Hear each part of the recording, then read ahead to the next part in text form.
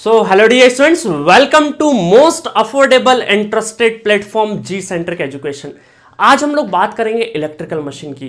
क्या electrical machine वाकई में इतना टफ है या इतना डिफिकल्ट है जितना हमें बुक्स वगैरह में इलोबरेट करके सिखाया जाता है? जी बिल्कुल नहीं। अगर इसको सही तरीके से, सही मायने में और एक गोल की तरह लिया जाए कि कौन सी पर्टिकुलर एग्जाम की क्या रिक्वायरमेंट है, उसके हिसाब से अगर पढ़ा जाए तो इलेक्ट्रिकल मशीन बहुत ही ज्यादा आसान है, क्योंकि electrical machine is a most fundamental subject. अगर आपके फंडे क्लियर है, बेसिक्स क्लियर है, बेसिक्स में क्या चाहिए? नेटवर्क थ्योरी चाहिए। अगर नेटवर्क थ्योरी क्लियर है और जितना बेसिक्स अगर एक टीचर बहुत अच्छे से बता दे तो आपको ये सब्जेक्ट पढ़ने में बहुत मजा आएगा, क्योंकि ये सब्जेक्ट हम लोग डे टू डे लाइफ में बहुत ज्यादा डील करते हैं और हर एक इलेक्ट्रिकल इंजीनियर के लिए सब्जेक्ट्स आना बहुत जरूरी है। अगर आपने इलेक्ट्रिकल इंजीनियरिंग की है और आप अगर टेक्निकल फील्ड में कुछ भी करना चाहते हैं, कोई से भी एग्जाम का, कोई सा भी एग्जाम उठा लीजिए, अगर किसी भी एग्जाम का आपको अगर प्रिपरेशन करना है तो उसमें इलेक्ट्रिकल मशीन का वेटेज बहुत ज्यादा होता है। ठीक है, तो इसको हम लोगों ने बहुत ही प्यारे तरीके से, क्रिएटिव तरीके से, जिसमें बहुत ज्यादा थ्योरी के साथ साथ न्यूमेरिकल भी है,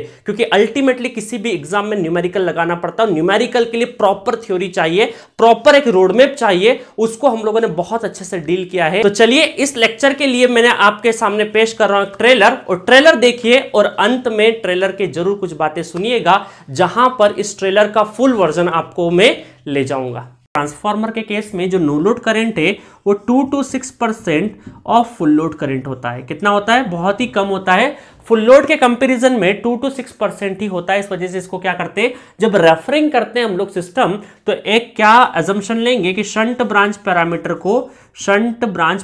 को क्या करेंगे, शंट ब्रांच को क्या कर देंगे हम लोग, नेग्लेक्ट मान लेंगे। तो ये अजम्पशन है। इसी अजम्पशन के कारण हम लोग क्या करे हैं, पर यूनिट सिस्टम पढ़ पाए हैं। ठीक है, तो मैं I1 करंट को करूंगा तो इसका बाकी सबका सेम चलेगा, refer to, referred from. Current में उल्टा हो जाएगा मतलब N1 divided by N2 into ये डैश ये I1।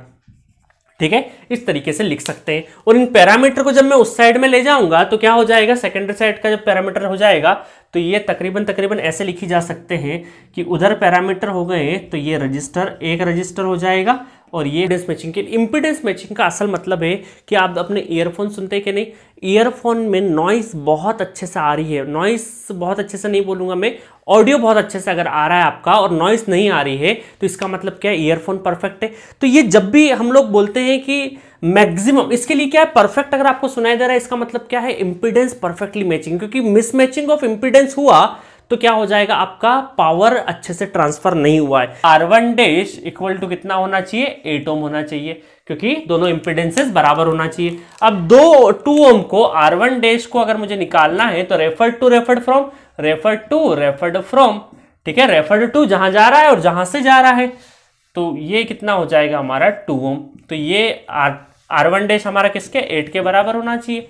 N2 divided by N1 का स्क्वायर डिवाइडेड बाय 2, ये हो गया 4। हमें चाहिए 1/4, क्योंकि N1 बाय N2 का रेशियो चाहिए, उल्टा कर दिया हम लोग। सो ये तो सिर्फ ट्रेलर था कि किस क्रिएटिविटी के साथ आपको ये सब्जेक्ट डील किया जा रहा है जी सेंट्रिक ऐप पर। तो अभी जी सेंट्रिक ऐप पर स्टोर सेक्शन में जाइए, उसके अंदर अपनी पर्टिकुलर ब्रांच जो कि इलेक्ट्रिकल है वो चूज करिए, डबल ई ब्रांच चूज करिए। उसके बाद इलेक्ट्रिकल मशीन सब्जेक्ट के अंदर जाइए और जितने भी लेक्चर्स हैं उनको एंजॉय करिए मोस्ट अफोर्डेबल प्राइस में।